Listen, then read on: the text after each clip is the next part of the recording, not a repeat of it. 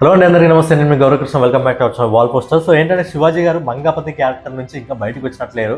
అందుకే రీసెంట్గా dressing sense పైన కొన్ని కామెంట్స్ అయితే ఆయన చేయడం జరిగింది. మరి ఆ కామెంట్స్ కరెక్టేనా కాదా అనే విషయం గురించి మాట్లాడుకుందాం. మన మధ్యలో సాయి పల్లవి ఎందుకు వచ్చింది అనే విషయం గురించి కూడా మాట్లాడుకుందాం. అయితే శివాజీ గారు దండోరా మూవీకి సంబంధించిన ప్రీ రిలీజ్ ఈవెంట్లో డ్రెస్సింగ్ సెన్స్ పైన, లేడీస్ డ్రెస్సింగ్ సెన్స్ పైన కొన్ని వాక్యాలు అయితే చేయడం జరిగింది. సో ఆయన చేసిన వాక్యాలు కరెక్టే, కాకపోతే కొన్ని వర్డ్స్ వాడడం జరిగింది. ఆ వర్డ్స్ వాడకపోతే బాగుంటాయి. బట్ ఏంటంటే ఆయన చేసింది 100% ఆయన మాట్లాడింది 100% కరెక్టే. డ్రెస్సింగ్ సెన్స్ పైన ఏవైతే ఆయన మాటలు చెప్పడం జరిగిందో అది కరెక్టే. ఎందుకంటే సమయం సందర్భం లేకుండా, ప్లేసు అనేది లేకుండా, ఎక్కడ ఎలాంటి ప్లేస్లో ఏ డ్రెస్ వేసుకోవాలనేది కంఫర్టబుల్గా లేకుండా ఇష్టానుసారంగా డ్రెస్లు వేసుకోవడం అనేది తప్పే అని చెప్పి ఆయన ఎగ్జాంపుల్గా నిధి అగర్వాల్ని రీసెంట్గా, ఎందుకంటే ఆమె విషయంలో కొంత సిచ్యువేషన్ జరిగింది ఆ ప్లేస్లో కాబట్టి, ఆ మాల్లో కాబట్టి, అలా ఉద్దేశించి ఆయన చెప్పడం జరిగింది. అలాగే ఒక శారీ వేసుకొని వస్తే దూరం నుంచి దండం పెట్టి అమ్మ అని అంటారు కదా అని మన డ్రెస్సింగ్ సెన్స్లో కూడా మన గురించి మనం చెప్పొచ్చు అన్నట్టు శివాజీ గారు అక్కడ మాటలు చెప్పడం జరిగింది. అందులో పెద్దగా తప్పు లేదు. కాకపోతే ఆయన వాడిన 2-3 వర్డ్స్ ఏవైతే ఉన్నాయో అవి తప్పే.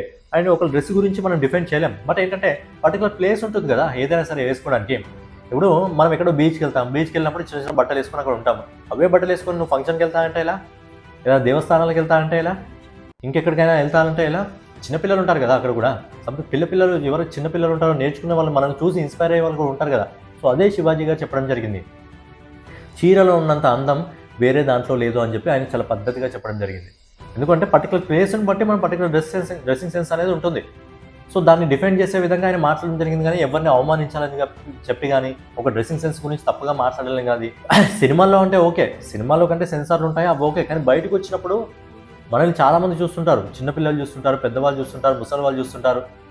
ఏదైనా మనం డ్రెస్సింగ్ వేసుకుంటే అబ్బా ఎంత పద్ధతిగా ఉందిరా అని, కానీ అరే అన్నట్టు ఉండకూడదు అని చెప్పి ఆయన భాషలో ఆయన చెప్పడం జరిగింది. అమ్మాయిని చూస్తే పద్ధతిగా ఉంది అని అనిపించాలి, కానీ నీ అమ్మ అనే విధంగా ఏం వేసుకొచ్చిందిరా అనే విధంగా ఉండకూడదు అని చెప్పి ఆయన డిఫెండ్ చేయడం జరిగింది. మరి అలాంటివి వేసుకుంటేనే చూస్తారా, అలాంటి బట్టలు వేసుకుంటేనే చూస్తారా అంటే అలా ఏం కాదు. మన సాయి పల్లవి గారు ఉన్నారు. సాయి పల్లవి గారు ఎక్కడికి ఫంక్షన్కి వెళ్ళినా శారీ కట్టుకునే వెళ్తారు. ఏ సినిమాలో కూడా మీరు ఆమె ఎక్కువగా సినిమాలో మీరు ఆమె డ్రెస్సులు చూసినా కానీ చాలా పద్ధతిగా ఉంటాయి. అందుకే తెలుగు ఇండస్ట్రీలో నేను సవాల్ చేసి చెప్తున్నా, తెలుగు ఇండస్ట్రీలో సాయి పల్లవి గారికి ఉన్నంత ఫ్యాన్ ఫాలో ఏ హీరోయిన్ కూడా లేదు. సాయి పల్లవి గారు తెలుగు ఇండస్ట్రీలోనే కాకుండా ఏకంగా ఇండియన్ ఇండస్ట్రీలో తనకంటే ఒక ప్రత్యేకమైన ఫ్యాన్ ఫాలోయింగ్ సంపాదించుకోవడం జరిగింది. ఓన్లీ తన డ్రెస్సింగ్ సెన్స్తోని, తన సంస్కారంతో, తను గౌరవించే విధానం, తన ఎంపిక చేసుకునే సినిమాలు, తనకు కొన్ని కాస్మెటిక్ సంబంధించిన అడ్వర్టైజ్మెంట్ వస్తే అవి కూడా ఆమె ప్రమోట్ చేయలేదు అంటే ఆమె ఎంత ఫ్యాన్స్ పట్ల జెన్యూన్గా ఉన్నారో ఒకసారి ఆలోచించండి.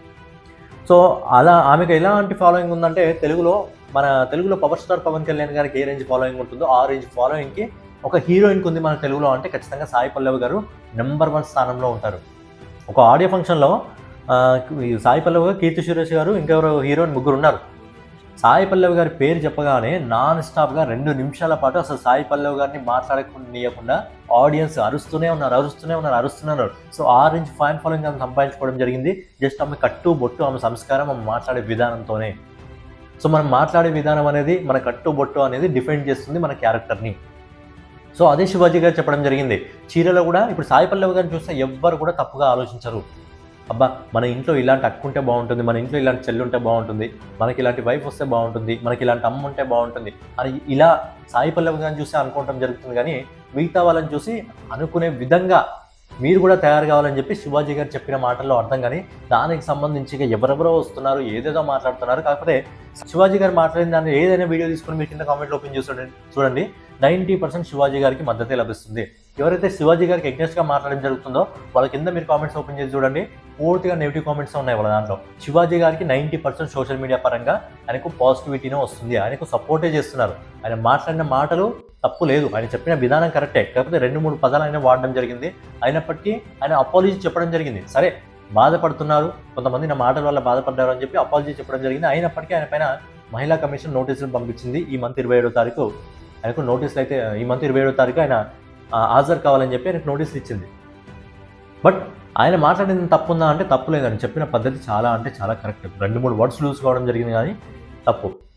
సింపుల్గా ఆయన ఒకటే చెప్పాడు, ఆడదాన్ని చూస్తే అమ్మ అన్నట్టు ఉండాలి, నీ అమ్మ అన్నట్టు ఉండకూడదు అన్నట్టు ఆయన చెప్పడం జరిగింది. దానికి కొంతమంది వచ్చేసి మా డ్రెస్సింగ్ సెన్స్ నువ్వెలా డిసైడ్ చేస్తావు అది ఇది అని చెప్పి ఇంకా ఏవేవో మాటలు చాలా ఇన్నర్గా మాట్లాడారు అనుకోండి. ఆయన గురించి, వాళ్ళ ఇంట్లో వాళ్ళ గురించి, వాళ్ళ పిల్లల గురించి మాట్లాడుతున్నారు. సో ఇప్పుడు ఈ చిన్న విషయం వచ్చేసరికి, డ్రెస్సింగ్ సెన్స్ గురించి వచ్చేసరికి ఇప్పుడు ఎక్కడ లేని వాళ్ళందరూ మాట్లాడుతున్నారు.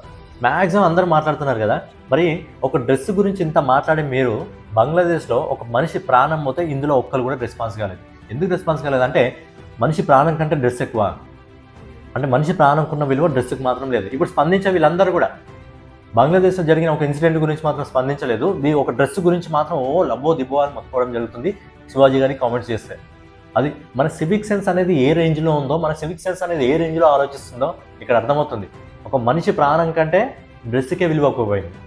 ఒక మనిషి ప్రాణం గురించి పోతే, ఒక మనిషి ప్రాణం పోతే ఎవడు రెస్పాన్స్ కాలేదు, కానీ ఒక డ్రెస్ గురించి మాట్లాడితే మాత్రం అందరూ రెస్పాన్స్ అవుతున్నారు. సో ఆ రేంజ్లో మన ఇండియన్కి సంబంధించిన సివిక్ సెన్స్ ఉందంటే నిజంగా మనం గ్రేట్ అని చెప్పుకోవాలి అసలు. సో ఇదనమాట, మనిషి ప్రాణానికి విలువ లేదు, డ్రెస్కి మాత్రమే విలువ ఉంది. శివాజీ గారు మాట్లాడింది కరెక్టేనా తప్ప అనేది మీరు కుండ బద్దలు కొట్టినట్టు కింద కామెంట్ రూపంలో చెప్పండి.